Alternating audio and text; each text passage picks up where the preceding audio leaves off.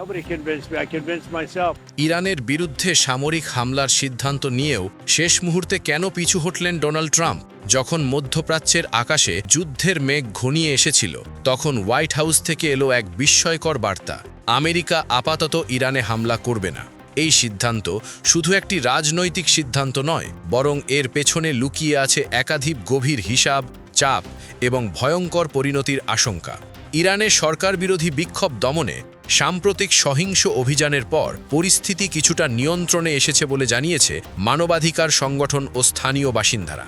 ওয়াশিংটনের স্পষ্ট বার্তা ছিল, নতুন করে রক্তপাত শুরু হলে তার পরিণতি হবে গুরুতর। এই উত্তপ্ত পরিস্থিতির মধ্যেই শুক্রবার হোয়াইট হাউসের সাউথ লেনে সাংবাদিকদের মুখোমুখি হন মার্কিন প্রেসিডেন্ট ডোনাল্ড ট্রাম্প। সেখানে তাকে সরাসরি প্রশ্ন করা হয়, ইরানের ওপর সামরিক হামলা থেকে কেন সরে এলেন তিনি। ট্রাম্পের জবাব ছিল বিস্ময়কর। তিনি বলেন, এই সিদ্ধান্ত তার নিজের সিদ্ধান্ত। তিনি জানান, একদিন আগেই ইরানে ৮০০-র বেশি মানুষের ফাঁসির পরিকল্পনা ছিল, কিন্তু শেষ মুহূর্তে সেই ফাঁসিগুলো বাতিল করা হয়েছে। এই সিদ্ধান্তই নাকি তার ভাবনায় বড় প্রভাব ফেলেছে। তবে এর মানে এই নয় যে উত্তেজনা পুরোপুরি শেষ হয়ে গেছে। হোয়াইট হাউস স্পষ্ট করেছে, ইরান ইস্যুতে যুক্তরাষ্ট্রের সব বিকল্প পথ এখনও খোলা আছে। ভবিষ্যতে সহিংসতা বাড়লে কঠোর পদক্ষেপ নেওয়া হবে বলেও হুঁশিয়ারি দিয়েছে ট্রাম্প। এই পরিস্থিতিতে মধ্যপ্রাচ্যের গুরুত্বপূর্ণ মিত্র দেশগুলোও চুপ করে থাকেনি। সৌদি আরব ও কাটার যুক্তরাষ্ট্রের সঙ্গে জরুরি আলোচনা করেছে। তাদের আশঙ্কা পরিষ্কার, মার্কিন সামরিক হস্তক্ষেপ হলে পুরো মধ্যপ্রাচ্য অস্থিতিশীল হয়ে পড়বে। আগুন ছড়িয়ে পড়বে এক দেশ থেকে আরেক দেশে। এরই মধ্যে নতুন মাত্রা যোগ করেন রেজা পাহলভি। ওয়াশিংটনে সংবাদ সম্মেলনে তিনি খোলাখুলিভাবে যুক্তরাষ্ট্রকে আহ্বান জানান ইরানের বিপ্লবী গার্ডের ওপর সার্জিক্যাল স্ট্রাইক চালাতে।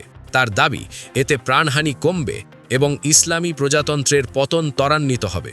রেজা পাহলভি আরও বলেন, তিনি ইরানে ফিরে সংবিধান পরিবর্তন করবেন। তার ভাষায়, ইসলামী প্রজাতন্ত্রের পতন অনিবার্য। তিনি শুধু ইরানকে স্বাধীন হতে সাহায্য করছেন, ভবিষ্যৎ নেতা ঠিক করবে ইরানের জনগণ। এই বক্তব্য আন্তর্জাতিক অঙ্গনে নতুন বিতর্ক সৃষ্টি করে। একই সঙ্গে ইউরোপেও প্রতিক্রিয়া দেখা যায়। ইরানের চলমান আন্দোলনের প্রতি সংহতি জানিয়ে ইতালির রাজধানী রোমে মানবাধিকার কর্মী ও প্রতিবাদকারীরা বিক্ষোভ করেন। রোমের সিটি হলের সামনে জড়ো হয়ে তারা ইরানের শাসন ব্যবস্থার অবসানের দাবি তোলেন। গত বছরের ২৮শে ডিসেম্বর অর্থনৈতিক সংকট ও মুদ্রার অবমূল্যায়নের প্রতিবাদে ইরানে শুরু হয় বিক্ষোভ। ধীরে ধীরে তা মানবাধিকার লঙ্ঘন এবং ধর্মীয় শাসনের বিরুদ্ধে দেশ জুড়ে আন্দোলনে রূপ নেয়। সব কিছু মিলিয়ে ইরানে সামরিক হামলা মানে শুধু একটি দেশের বিরুদ্ধে যুদ্ধ নয়, এটি পুরো মধ্যপ্রাচ্যকে অগ্নিগর্ভ করে তোলার ঝুঁকি। তাই সব কিছু বিবেচনায় ওয়াশিংটন পিছু হটেছে।